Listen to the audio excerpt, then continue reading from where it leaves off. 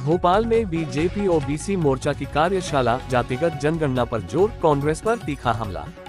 मध्य प्रदेश की राजधानी भोपाल में बीजेपी के प्रदेश कार्यालय में ओबीसी मोर्चा द्वारा जातिगत जनगणना को लेकर एक प्रदेश स्तरीय कार्यशाला का आयोजन किया गया।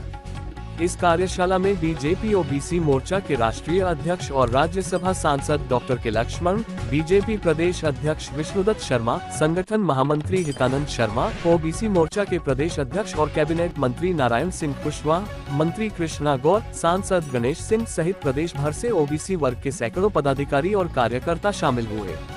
कार्यशाला का मुख्य उद्देश्य जातिगत जनगणना के महत्व को रेखांकित करना और मोदी सरकार की उपलब्धियों को जन जन तक पहुंचाने की रणनीति तैयार करना था। मोदी सरकार की उपलब्धियां कांग्रेस 60 साल में नहीं कर पाए। डॉक्टर के लक्ष्मण ने कार्यशाला को संबोधित करते हुए कहा, मोदी सरकार ने वह काम किया जो कांग्रेस 60 साल की सत्ता में रहकर भी नहीं कर पाए। ऑपरेशन सिंदूर के तहत हमारी सेनाओं ने आतंकवादियों के ठिकानों को ध्वस्त किया। 2014 में नरेंद्र मोदी के प्रधानमंत्री बनने के बाद ओबीसी समाज के कल्याण के लिए ऐतिहासिक निर्णय लिए गए। शिक्षा, रोजगार और सामाजिक उत्थान के क्षेत्र में ओबीसी समुदाय को नई दिशा दी गई, जो कांग्रेस की सरकारें कभी सोच भी नहीं पाई। लक्ष्मण ने कांग्रेस पर निशाना साधते हुए कहा, जब भी मोदी जी विकास की बात करते हैं, तब कांग्रेस और राहुल गांधी जाति और धर्म के नाम पर लोगों को बांटने का प्रयास करते हैं। पिछले लोकसभा चुनाव में राहुल गांधी ने संविधान की किताब दिखाकर यह भ्रामक प्रचार किया कि अगर बीजेपी तीसरी बार सत्ता में आई तो संविधान और आरक्षण खत्म कर देगी। ये सरासर झूठ था। ओबीसी मोर्चा के कार्यकर्ताओं का दायित्व है कि वे गांव-गांव जाकर मोदी सरकार की 11 साल की उपलब्धियों को जनता तक पहुंचाएं। नेहरू और कांग्रेस पर जातिगत जनगणना रोकने का आरोप। डॉक्टर लक्ष्मण ने कांग्रेस की नीतियों पर तीखा हमला बोला।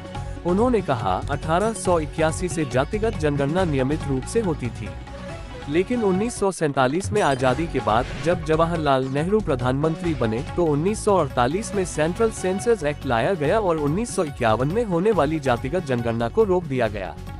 नेहरू ने स्पष्ट कहा कि हम जाति के आधार पर जनगणना नहीं चाहते। उन्होंने आगे बताया, 1953 में काका कालेलकर कमीशन का गठन हुआ, जो ओबीसी के लिए पहला आयोग था, लेकिन 17 साल तक सत्ता में रहने के बावजूद नेहरू सरकार ने इसकी सिफारिशों को लागू नहीं होने दिया। बाद में जब मोरारजी देसाई की सरकार आई तो मंडल कमीशन का गठन हुआ। इस कमीशन ने केंद्रीय शिक्षण संस्थानों में ओबीसी के लिए 27% आरक्षण की सिफारिश की, लेकिन जब इंदिरा गांधी सत्ता में आई तो उन्होंने भी मंडल कमीशन की सिफारिशों को लागू नहीं होने दिया। कांग्रेस पर झूठे प्रचार का आरोप। लक्ष्मण ने कहा कि कांग्रेस आज भी ओबीसी समाज के हितों के खिलाफ भ्रामक प्रचार कर रही है। जब भी कांग्रेस सत्ता में आई, उसने पिछड़े वर्ग के हितों के लिए कोई ठोस कदम नहीं उठाया। आज जो लोग ये कह रहे हैं कि बीजेपी आरक्षण खत्म कर देगी, उन्हें सच बताने की जरूरत है।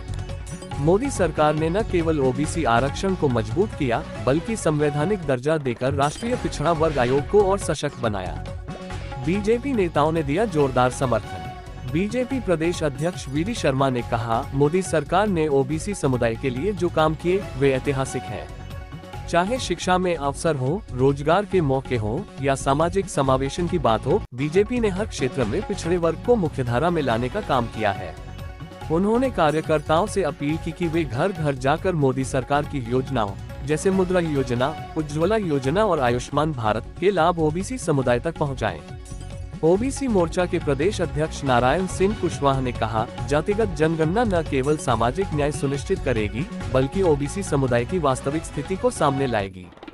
ये कार्यशाला हमें एक रणनीति बनाने में मदद करेगी, ताकि हम केंद्र सरकार के समर्थन में इस मुद्दे को और मजबूती से उठा सकें।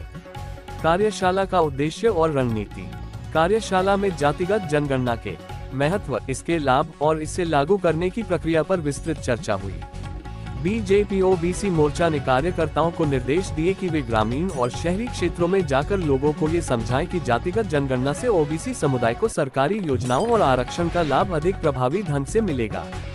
सांसद गणेश सिंह ने कहा, कांग्रेस ने हमेशा ओबीसी समुदाय को वोट बैंक के रूप में इस्तेमाल किया, लेकिन बीजेपी ने उनके सशक्तिकरण के लिए ठोस कदम उठाए। हमारा लक्ष्य है कि 2026 की जनगणना में जातिगत आधार को शामिल किया जाए, ताकि सामाजिक न्याय का रास्ता और मजबूत हो। कांग्रेस पर सियासी हमला। कार्यशाला में मौजूद मंत्री कृष्णा गौर ने कहा, कांग्रेस ने हमेशा ओबीसी समुदाय को धोखा दिया। जब मंडल कमीशन की सिफारिशें लागू करने का समय आया तो कांग्रेस ने उसे ठंडे बस्ते में डाल दिया। आज राहुल गांधी संविधान की बात करते हैं, लेकिन उनकी पार्टी ने ही ओबीसी के हक को दबाया।